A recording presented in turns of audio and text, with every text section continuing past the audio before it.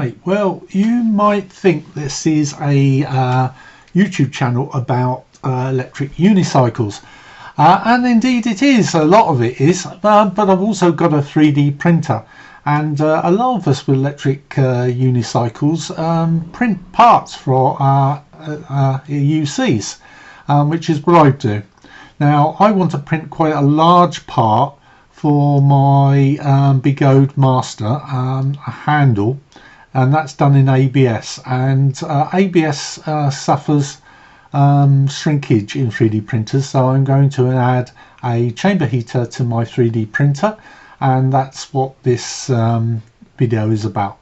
So without any more ado, let's get on with it and see how we did. So in this video I'm going to show you a modification I've done with the machine, which is to give it a heated chamber capability, and the reason for that is so I can print plastics which have got a tendency to shrink, namely ABS and TFU.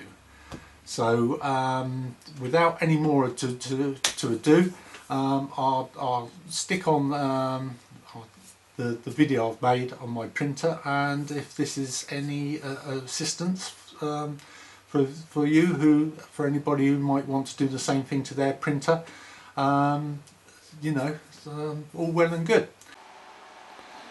Okay, what I've got here is my Qidi, I think that's how you pronounce it, Qidi X Plus 3D printer. Now, I've done a few modifications to this printer. Inside there you can see that is a 3D printed carbon filter, in addition to the one on the back of the machine. That is just recirculating air from within the machine through a carbon filter, trying to reduce the fumes. So that's one mod I've done. Another mod I've done is because I want to print materials that shrink, like ABS and TPU, and for that you really need it to be warm inside the machine. So this machine really, at standard, relies on the hot plate to keep the inside of the machine warm. And to assist it, what I've done is I've 3D printed, there's a hole at the back here, a gap, so I've 3D printed a thing. It's available on Thingiverse to fill in the gap. Now, when you're printing ABS, you're using a hot plate, you know, 90 degrees C, 100 degrees C hot plate. So that is good. If you're printing something that's fairly flat to the plate, that's heating the plastic, so that as the plastic cools, the stress, because it's still warm because of the hot plate, the stresses come out of the plastic. But if you have a very big model, so if you're using the volume of the printer, with the influence of the hot plate's not so much, you can get shrinkage, and shrinkage can cause, well, it can lift and cause distortion off the plate and you lose adhesion, but it can also cause de-lamination between the layers in your print, and obviously you don't want that. So the solution is to have an internal printer, an internal heater for the machine, which is what I've done. So what I've done, so I've got a power supply on the back here. Oh, pardon me. I've 3D printed this on the back with off-on switch as the IEC connector in here, and a little display showing the volts. It's 24 volts, and that power supply, I think it's about 10 amps, goes into the machine, and what it's powering is a hot air blower. You can buy them on AliExpress, and they're not expensive. There's a fan on the back and a heater, and that is putting hot air into the machine, in addition to that supplied by the hot plate. In addition to that, what I've done is I've got a thermostatic control. At the moment I've set it to 50 degrees, the thermostat switches off at 51 degrees, so it's off now. When it hits 50, the thermostat will switch the heater back on, but the temperature will continue to descend for about half a degree down to about 49.5. Then it will rise again back to 51 and off. So it's keeping it around the 50 degrees, which is a good ambient temperature. I've got some PLA bits and pieces in the printer, and if I go much hotter than that I might have a problem with those, so I'm thinking 50 degrees will be more than adequate. You see it's switched on again now, and we're down to 49.7. I don't know if we'll get 6, we might get 6. No, it looks like it's stabilised at 49.7, so that'll rise again and then it will switch off again at 51. So another little thing is I put a humidity temperature meter on here. This is showing 22% humidity, and the temperature in the top of the cabinet 36 degrees. The longer this switch on, that I expect that to rise over 40. The thermostat that you're seeing on the controller is actually in there. I can zoom in on it. There we go. There's the thermostat.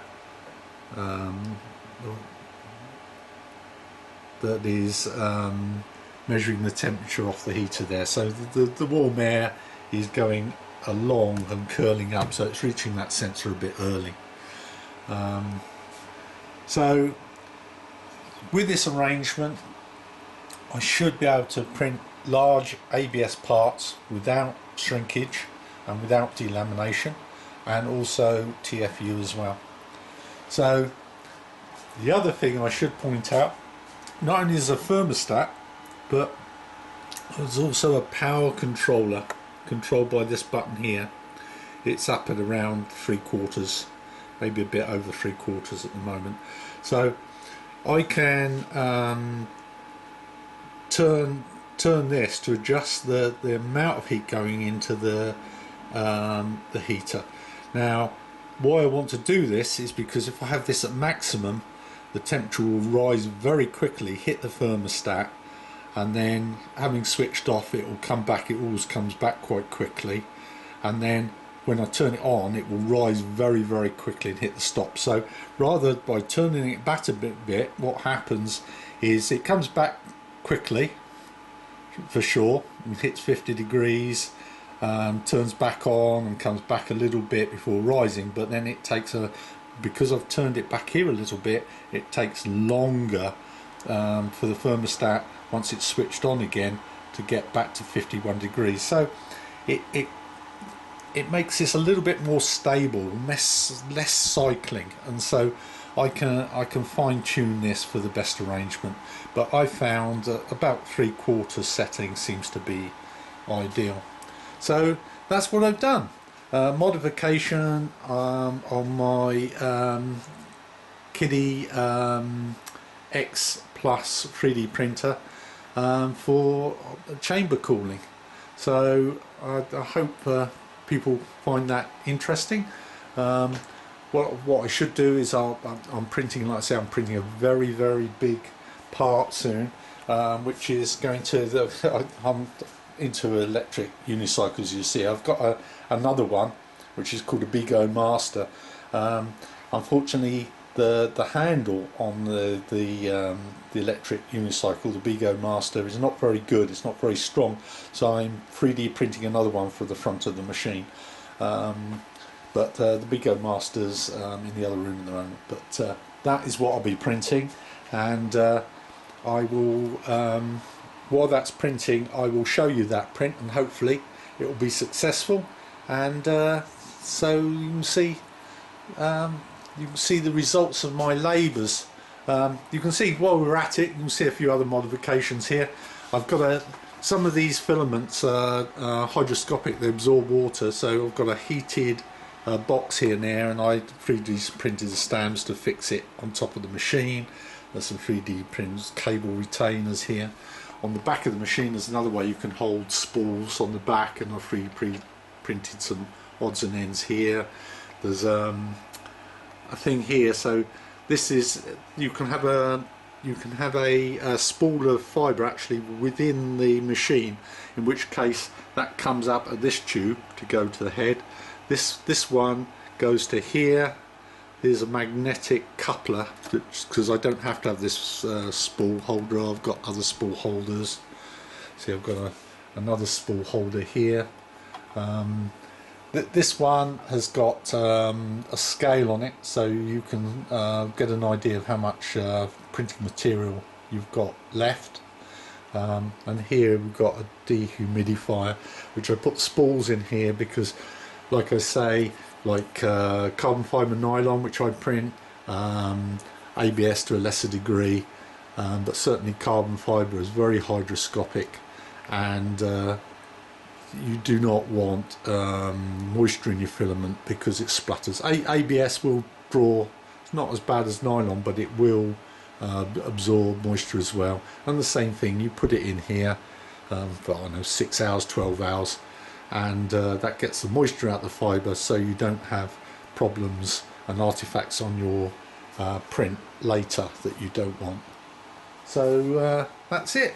Thank you for watching, and I hope this helps you with your own 3D printing.